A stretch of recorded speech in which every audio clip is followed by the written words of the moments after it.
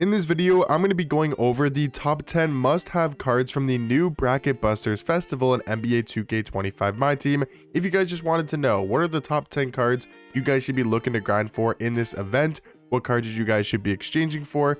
These are going to be my top 10. So out of all these Bracket Buster Festival cards, I'm going to be factoring in how much they cost, how many event pieces you have to spend on them.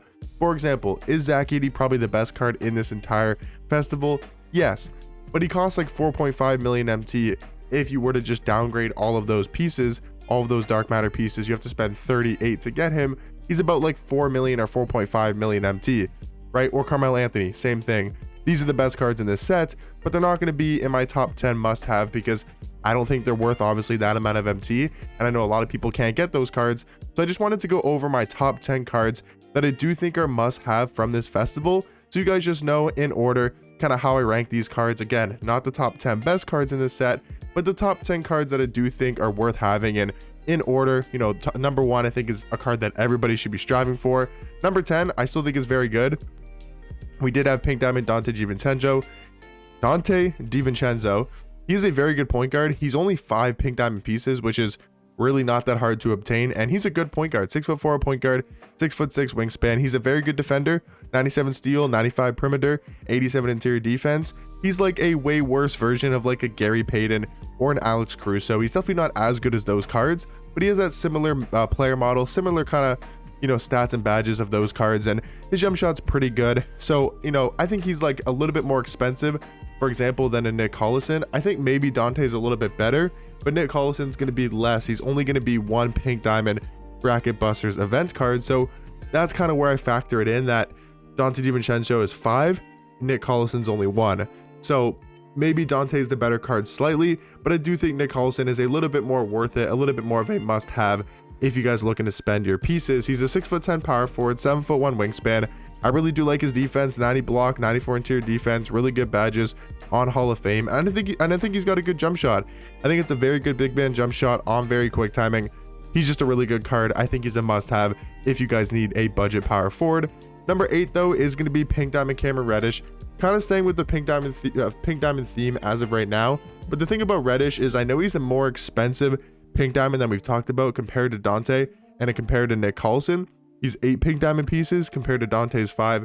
Nick Collison is 1. But I do think he's a much better card than both of those options. 6'7" at the 2, 7-foot wingspan. This card plays exceptionally good defense. He's got a 97 steal. He's got a 94 perimeter, 92 interior defense. He's a really good slasher. He's a top tier defender, and he also does have a great jump shot on quick timing. So I think Cameron Reddish is maybe a tiny bit lower on this list just because he does cost quite a bit. 8 Pink Diamond pieces is a little bit, like, it's definitely not a crazy amount, but it's definitely more than a couple amethysts, or at least an amethyst we'll talk about here in a second. But Jamal Mashburn at number 7, he's also fairly expensive, right? He's actually a lot more expensive than Cameron Reddish. He's going to be 10 Galaxy Opal pieces, but Jamal Mashburn is really good. 6'8" at small forward, 6'11" wingspan, and he's a great all-around small forward. He's a great slasher. He's a good enough defender, and I really like his jump shot. And I think that's probably one of the better things about this card is his release. He's got the Naz Reid base, Kevin Durant upper on very quick timing. I think that's an amazing jump shot. He's even got pretty good dribble sigs like the Russell Westbrook dribble style, LaMelo escape, Curry behind the back, especially that Curry behind the back on this card I think is very good. He's a really good all-around small forward. I think he's lower on the list again because of how much he costs. 10 Galaxy Opal event pieces is definitely not cheap, not super easy to obtain. So I think that's why he's going to be a lot lower on this list compared to how good of a card he is, because honestly in this top 10 he might even be the second or third best card we'll talk about, but he's going to be a lot lower because of how much he costs to exchange for in the exchanges. But number 6 I do think is going to be Diamond Sheldon Williams. Again, I think Jamal Mashburn is a better card than Sheldon Williams, but I think for only, I believe it's it's only 1 diamond piece, 1 diamond exchange event piece for this Sheldon Williams, which is very easy to obtain. He's a 6'9" small forward, 7'4" wingspan. He's got a great player model in game, and this card for a diamond is ridiculously good stats wise. 95 block, 95 interior defense, 88 steal, 89 perimeter, really well balanced at the small forward position, 95 driving dunk, 95 standing dunk, Hall of Fame posterizer, Hall of Fame rise up. He's even got a 97 strength as well.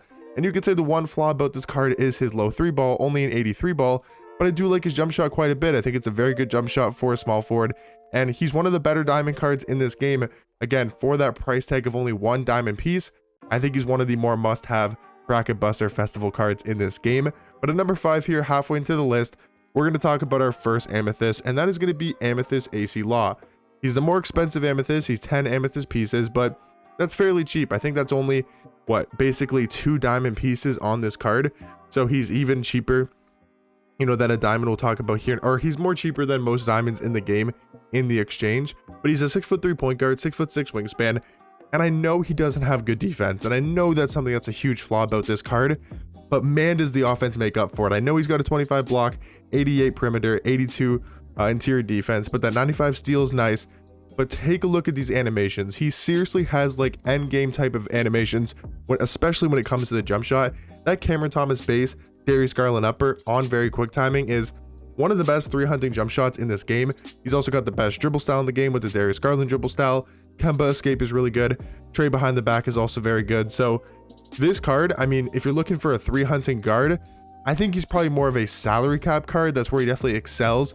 He's a cheap salary. He's really good for salary cap, but I think you could also use this card on your actual squad. You just probably want to have some good defenders and some taller shooting guards and small forwards around AC Law.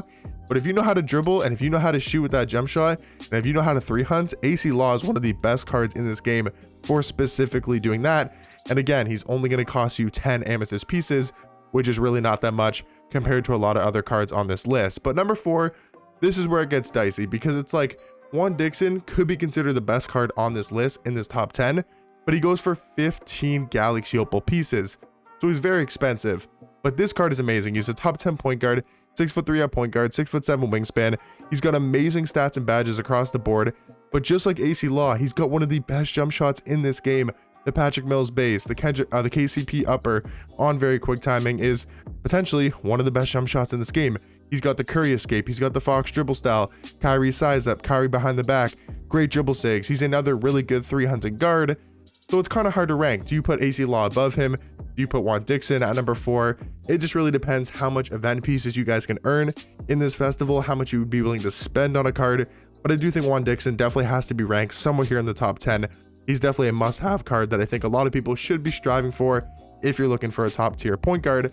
But at number 3, to me, guys, these are like the clear consensus top 3 must-have event cards in this game. Hakeem Warwick, this card is basically just Sheldon Williams, but better. 6'9" at small forward, 7'2" wingspan, is again a very good defensive card across the board. 95 block, 88 steal, 94 perimeter, 94 interior defense. Really good athleticism stats, really good driving dunk, 98, 95 standing dunk, but the jump shot is even better in my opinion. Such a good release. He's got the Garland escape, which is really good. He's got the rush dribble style, which is pretty solid. All around, I mean, this card has great dribble sigs for a small forward. He's an elite defender with an elite level jump shot. And again, he's a diamond card, and I believe he's one of the cheaper diamond cards as well.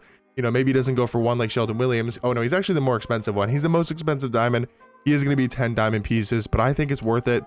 10 diamond pieces really isn't that much, and I think this card is definitely a must-have bracket buzzers festival card. Number 2 though, and number 1 are going to be the dynamic duo of Corey Brewer and Joakim Noah. I think these cards are literally must-have cards in this game.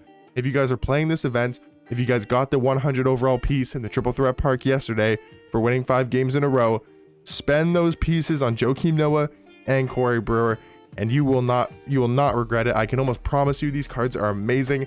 Joakim Noah with the duo becomes a dark matter. He's a 6'11" power forward, 7'1" wingspan. He doesn't really get that big of an upgrade, but he's still one of the best power forwards in this game. But take a look at Corey Brewer, who goes from a amethyst card to a dark matter, and he's 6'9" at shooting guard.